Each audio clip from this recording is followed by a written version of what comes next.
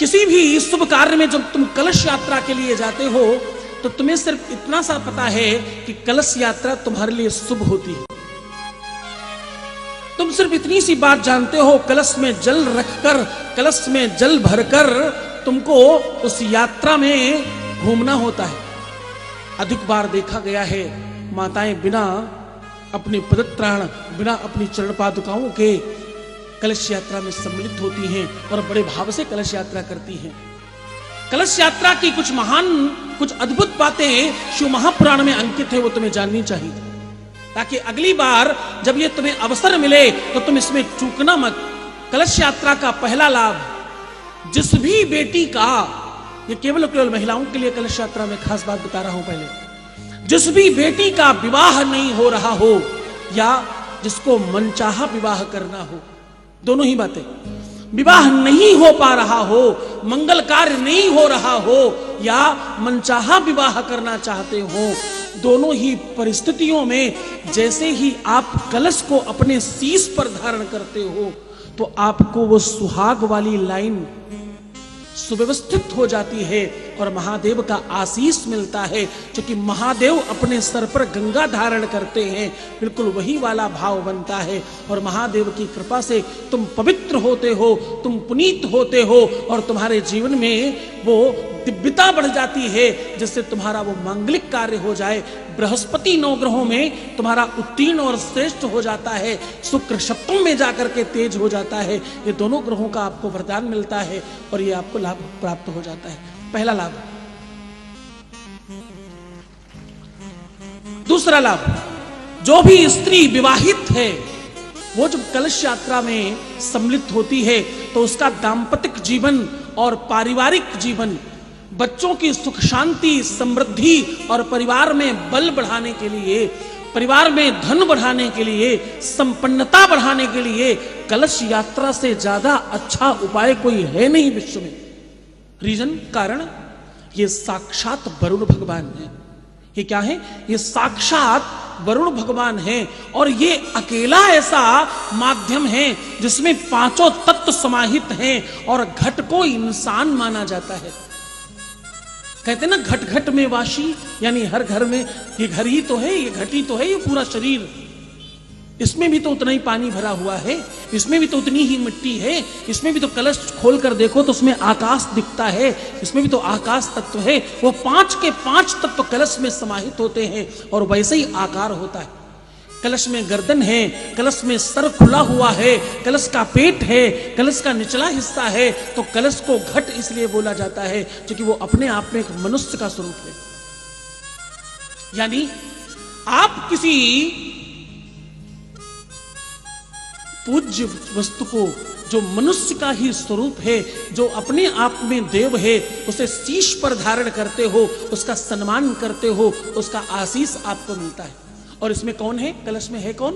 कलश में है गंगा, भागीरथी, गोदावरी, क्षिप्रा, जमुना, सरस्वती, नर्मदा, ताप्ती, चंद्रभागा, कावेरी, पेशनी, कृष्णा, भीवरथी, तुंगभद्रा, ताम्रपर्णी, विशालाक्ष्मी, चरमरती, कौशिकी, गंडकी, विश्वामित्री, सरयू इत्यादि नदियों का आवाहन है इसमें। हाँ, इसमें संपन्नता का आवाहन है, इसमें श्रेष्ठता का आवाहन है और इसमें ऊपर पत्ते लगाए जाते हैं हरित होने के लिए। आपको मालूम गुलाब इतना लाल क्यों होता है? हाँ, गुलाब इतना लाल इसलिए होता है क्योंकि इसकी पत्ती हरी है। मैं क्या कहना चाह रहा हूं? मैं कहना चाह रहा हूं अगर जीवन में तुम हरी चीजों का प्रयोग ज्यादा करोगे खाने में तो तुम भी उतने ही लाल हो जाओगे जितना गुलाब है। हरा रंग किस चीज का प्रतीक है? स्वास्थ्य का प्रतीक है, संपन्नता का प्रतीक है और 9 ग्रहों में बुद्ध का प्रतीक है। पुष्पित और पल्लवित होने का प्रतीक है। श्रावण में जब जल वृष्टि होती है तो पूरी की पूरी धरती हरित हो जाती है। हाँ, कौन सा रंग बढ़ता है? हरा रंग बढ़ता है। हरा रंग सृष्टि का और प्रकृति का रंग है। इसी वजह से ऊपर पत्ते लगाए जाते हैं ताकि तुम्हारी संपन्नता, तुम पुष्पित, पल्लवित और फलित हो, संपन्नता बढ़े तुम्हारे जीवन में। उसके ऊपर श्रीफल रखते हैं। श्रीफल कौन है? श्रीफल साक्षात लक्ष्मी है, महालक्ष्मी का स्वरूप है। इतना सब कुछ आप अपने शीश पर धारण करके जा रहे हो। तुम्हारे घर में, वंश में, कुटुंब में किसी भी प्रकार की कोई कमी नहीं रहती। इसमें जितने भी कदम बढ़ाए जाएं, ज्यों ज्यों पग आगे बढ़े कोटिन यज्ञ समान, एक एक कदम एक एक करोड़ यज्ञ का फल प्रदान करता है। इसीलिए लोग नंगे पैरों जाकर कलश यात्रा करते हैं। कभी अवसर लगे तो जरूर करना। हाँ, कभी आपको अवसर लगे तो कलश यात्रा में जरूर सम्मिलित होना। जो कलश यात्रा लेकर चल रही है महिला, उसके सहयोग में उसके परिवार के लोग जरूर जाएं। क्यों? क्योंकि उतनी देर वो देवतुल्य है, उसके शीश पर देवता हैं, और शीश पर उसके देवता नहीं होते जो ऐसे ऐसे ऐसे ऐसे डोलते हैं। शीश पर देवता उसके होते हैं जो कलश रखकर चल रहा होता है। तो उसको देवता मानकर उसके आगे आगे फूल बिछाते हुए, उसका मार्ग प्रशस्त करते हुए, आगे का रास्ता साफ करते हुए, खूब सुगंधित जल बिछाते हुए जाना चाहिए। क्यों? क्योंकि तुम्हारे घर संपन्नता आने वाली है। इस भाव से खूब पुरुषों को भी आगे आगे व्यवस्थाओं में लगना चाहिए। कलश यात्रा में, कलश यात्रा में जो पुरुष इस प्रकार की व्यवस्थाओं को संलग्न करते हैं, तो व्यवस्थित करते हैं, उनके जीवन में उन्नति को कोई रोक नहीं सकता।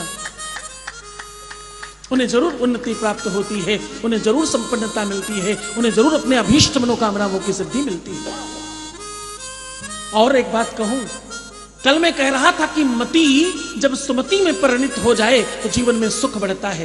क्या कह रहा था मैं कह रहा था जब मति तुम्हारी सुमति में परिणित हो जाए और मति में तुम्हारे थोड़ी धार्मिकता आ जाए, धार्मिकता प्रदान हो जाए, तो तुम्हारे जीवन में सुख समृद्धि बढ़ती है। बाबा तुलसीदास जी यही कहते हैं।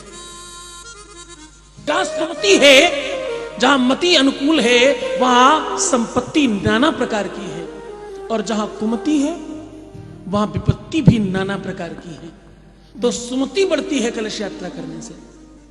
कलश यात्रा करने से धन, वैभव, संपदा, ऐश्वर्य, कीर्ति, आपकी लग्जरियस लाइफ तो बढ़ती ही है, तुम्हारी बुद्धि विवेक तो निर्बल होती ही है, तुम्हें शादी में, विवाह में, मंगल कार्य में, शुभता में तो वृद्धि होती ही है, शिक्षा में, ज्ञान में भी वृद्धि होती है इसको करने से।